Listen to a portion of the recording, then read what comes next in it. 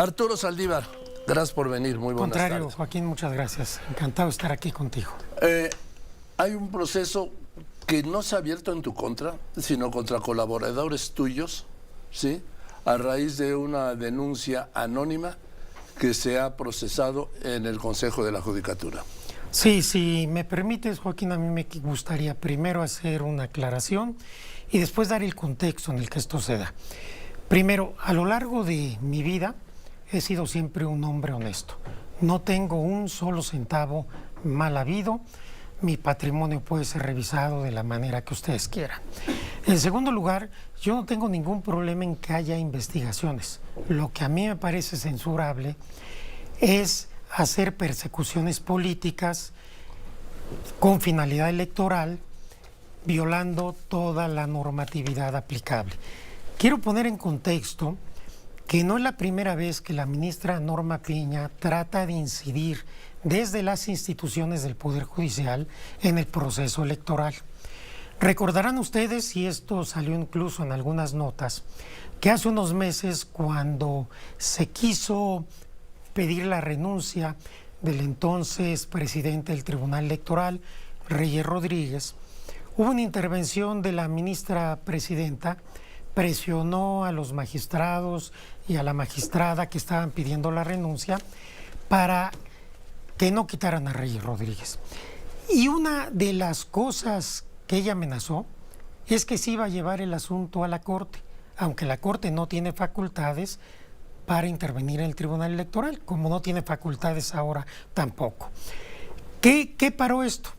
Lo paró que afortunadamente mandó algunos chats indebidos, esto también trascendió en la prensa, a uno de los magistrados, en donde los amenazaba con un lenguaje, tengo entendido, poco cuidadoso, y ante la posibilidad de que estos chats salieran al público, ella reculó y gracias a eso no pudo tomar el control del Tribunal Electoral. Esto me parece que hay que evidenciarlo.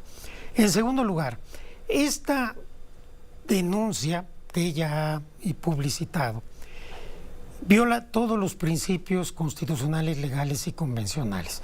Primero, se admite una denuncia anónima y sin pruebas. Hay toda la normatividad y todos los precedentes que dicen que tiene que haber pruebas. Incluso hay jurisprudencia de la Corte, cuando es una queja contra un ministro, tiene que haber pruebas. Segundo lugar, jurídico también, que no hay un procedimiento para llevar a cabo la responsabilidad de los ministros. Tan es así que, según me he enterado, ahora se ha turnado un ministro para que establezca el procedimiento, es decir, un procedimiento a modo que nos recuerda a los tiempos más oscuros de las cavernas y de la violación del debido proceso. No solamente tenemos un derecho humano a la irretroactividad de las leyes, sino que la Corte Interamericana de Derechos Humanos, cuya doctrina es vinculante para el Estado mexicano, ha establecido que para juzgar a una persona se requiere, primero, que las conductas estén en ley y, en segundo lugar, que el procedimiento sea previo. No puedes poner a una persona que vas a investigar y hacer un procedimiento a modo. Pero hasta aquí estamos en graves violaciones constitucionales y legales, incluso convencionales. Pero lo más grave, y donde se ve el uso político y la intención electoral de la ministra Piña, es que no solo se filtró la denuncia, sino se distribuyó, y el acuerdo admisorio, masivamente a todos los medios de comunicación y a todas las redes. Esto viola la secrecía de las investigaciones, viola la presunción de inocencia de todas las personas que estamos citadas ahí, afecta nuestro derecho de defensa y lo que se busca, qué triste, desde un lugar donde se tendrían que defender los derechos humanos, desacreditar, deslegitimar, dar un golpe a la campaña de Claudia Sheinbaum. Es que él voy al punto. Sí. Y quiero desarrollarlo en un momento. Primero, la Suprema Corte no te está investigando, Arturo. Sí, no puede hacerlo. No puede hacerlo, pero no te está investigando. No, sí, porque en el auto admisorio la ministra Piña manda mi caso a la Corte. Por eso. Pero no te está investigando la Corte porque no puede hacerlo. Segundo. No debería hacerlo. Por eso. por eso. Segundo, el Consejo de la Judicatura Federal tampoco te está investigando, porque no tiene facultades para investigar a un ministro. Así es. Están investigando a este grupo que tengo aquí, que se señala ahí. Los voy a leer, sí, porque yo los conozco. Empieza con Carlos Alpizar Salazar, secretario general de la presidencia, sí, acusado de aliarse con el consejero jurídico Julio Scherer para obtener dineros y beneficios personales. A Netzalí Sandoval Ballesteros, exdirector del Instituto de la Defensoría Jurídica. A Edgar Bonilla del Ángel y a Jaime Santana Turral, que es... y a 4 jueces que fallaron a favor del gobierno federal. Eso iba yo, dice. Este que me parece que es clave, el extitular de la Secretaría Ejecutiva de Disciplina. Ahora, Joaquín, una aclaración, si tú me lo permites. Efectivamente, la Corte no tiene un instrumento para investigar a un exministro, un expresidente de la Corte, pero lo van a hacer porque la ministra Piña ya lo mandó a la Corte. Vamos a ver si lo aprueban. Sí. No, vamos a ver si lo aprueban, Arturo. Por eso, pero por lo pronto, mientras lo aprueban o no, ya dio un golpe mediático involucrándome en conductas indebidas, que es lo que buscaban. Lo que buscaban es el golpe político, mediático, y por eso estoy aquí, porque me parece que es completamente inadmisible, en mi caso, pero también en el de los otros servidores públicos, que una investigación que tiene que llevarse con secrecía, ahí hay un efecto corruptor, ya se violaron todas las garantías, la legítima, la defensa adecuada, el principio de inocencia, el principio de buena fe, la secrecía, todo es un desaseo enorme que es muy lamentable que venga de la Corte. Durante tu gestión, tú hiciste tantas como 280 investigaciones, la mayoría de ellas anónimas. Qué bueno que tocas este tema, porque yo he dicho, nada más que curiosamente se les olvida un dato, yo he dicho, esta investigación es atípica porque es anónima y no lleva pruebas. Por supuesto que abrimos investigaciones por denuncias anónimas, siempre, incluso en la administración de Norma Piña, se han hecho cuando hay ciertas pruebas. Cuando no hay pruebas, por supuesto que no, y mucho menos las publicitamos. ¿Aquí no hay ninguna prueba, en los medios. Según lo que se ve del documento del auto admisorio, pues no sé si las haya, pero aparentemente no las hay.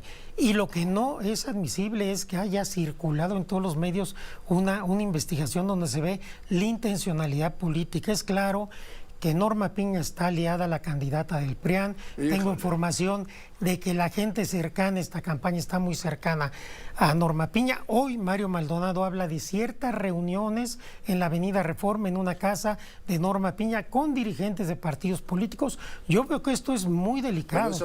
Pero eso estás cayendo ahí en lo que está reclamando. Se publica hoy, se dice, no hay ninguna prueba de eso. Yo no soy autoridad.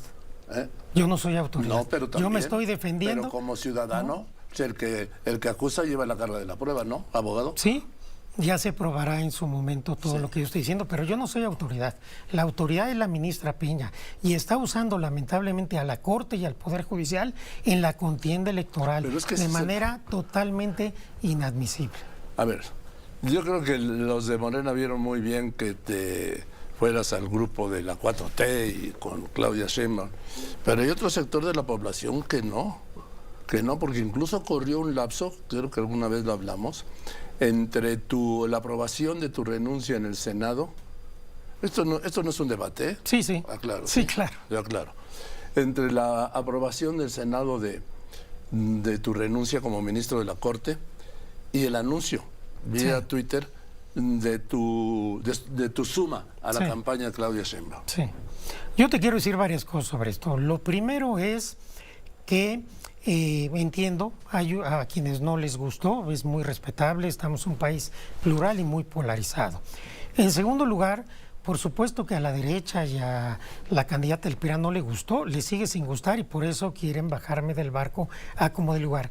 En tercer lugar, cuando yo presento mi renuncia, yo hablo con la ministra presidenta y le digo que toda vez que yo tenía muchos días de vacaciones pero muchos, más de un mes que no había gozado de ellos, una vez presentado mi denuncia, yo creía conveniente no seguir sesionando. Y así lo hice. Desde el día que presenté mi renuncia, no volví a participar en un solo acto jurisdiccional de la Corte, por respeto a la Corte. De tal suerte que yo no incurrí en ninguna violación. Pero sí te sumaste a la campaña públicamente de Claudia Sheinbaum antes de que el Senado aprobara tu renuncia. Eso sí.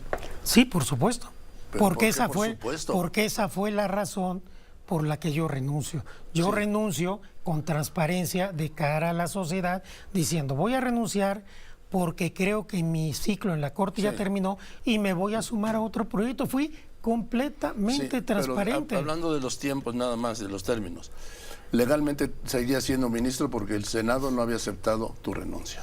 Sí, pero no ejercí como ministro. No, pero sí como activista de la campaña de Sheinbaum. No fue activista, simplemente expliqué la razón de mi renuncia y no me sumé formalmente hasta que estaba aprobada la renuncia. Bueno, pero se hizo el anuncio de que ya estabas con ella. Se hizo el anuncio de que iba a sumarme a su equipo, es verdad. Sí, bien, ahora dime, hay una declaración del presidente que quiero comentar contigo. Sí.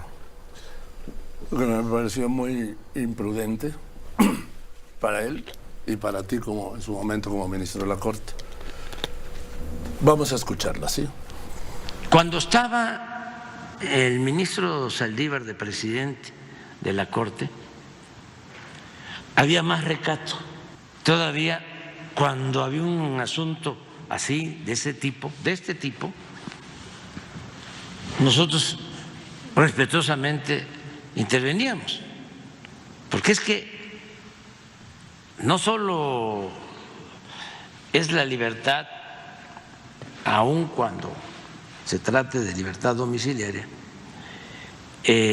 para políticos, sino la delincuencia organizada, con mucho poder. Acaban de suceder casos así, donde los jueces protegen y ordenan que se libere a un delincuente en horas, no 72 horas, en 24 horas y un sábado. Y tenemos que andar pendientes para ver si no tienen otras órdenes de aprehensión. En algunos casos sí, y ya no salen. Pero cuando se daban estos hechos y estaba Saldívar, se hablaba con él y él podía, respetuoso de las autonomías de los jueces, pero pensando en el interés general, pensando en la justicia, en proteger a los ciudadanos ante el crimen, hablaba con el juez y le decía, cuidado con esto, si viene mal la averiguación, porque el Ministerio Público, lo paso, en vez de poner el punto número uno lo derivo en dos partes. Punto número uno, hablaba de algunos casos con el ministro Saldívar para que él interviniera. Yo aclaré. Ahí hay una ruptura en la separación de poderes. Yo aclaré en su momento estas aclaraciones del presidente, valga la redundancia. Primero, efectivamente con el presidente siempre tuvimos en mi administración una relación cordial, respetuosa, que se tornó después de confianza. Y esta relación con el presidente y con el gobierno era muy importante para el Poder Judicial y para el país en varias vertientes. Primero, para la seguridad de jueces, juezas, magistrados y magistradas. El apoyo que tuvimos en mi administración de parte del gobierno del presidente López Obrador para cuidar a las personas juzgadoras, sobre todo las que están en riesgo con el crimen organizado, fue muy importante. Segundo, para nuestro presupuesto. Presupuesto obviamente requería diálogo, requería construcción y nunca tuvimos problema presupuestario. Pero el presupuesto sería con el Congreso, ¿no? Con la Cámara de Y también Diputados. con el Ejecutivo como quien lo envía y además el líder pues, de la fracción mayoritaria. Obviamente se negocia en Hacienda, se negocia con el presidente, se negocia en la Cámara de Diputados. Esto además siempre se ha hecho así. En tercer lugar, algo muy importante. En los temas en donde había grandes operativos contra el crimen organizado, era importante que nosotros estuviéramos enterados que iba a venir algún operativo para varias cosas. Primero, para darle seguridad al juez o jueza al que le iba a llegar el asunto. Seguridad en términos de su integridad física y también blindar el centro de justicia. Entonces, en estas cuestiones, obviamente que había comunicación. Nunca traté un asunto jurisdiccional, salvo un tema que ahora voy a aludir, con el presidente López Obrador. Yo dije en su momento que a mí me parece... Pero es que el presidente está diciendo que sí. A mí me parece que lo que dice el presidente parte de dos supuestos. Primero, que no es técnico en derecho. Y segundo, que yo no sé cómo le procesaban la información que le llegaba a él. El Pero único pues eso, caso... Perdón que te interrumpa, Sí. Arturo, pero eso no implica que no es ningún atenuante de la grave declaración que hizo de que sí intervenía en algunos casos contigo, de casos del Poder Judicial. No intervenía, litigaba el presidente y el Ejecutivo, como han litigado todos los presidentes anteriores. Sí, pero esos eran, pero son diferentes. Están en su derecho. Pero hoy es diferente.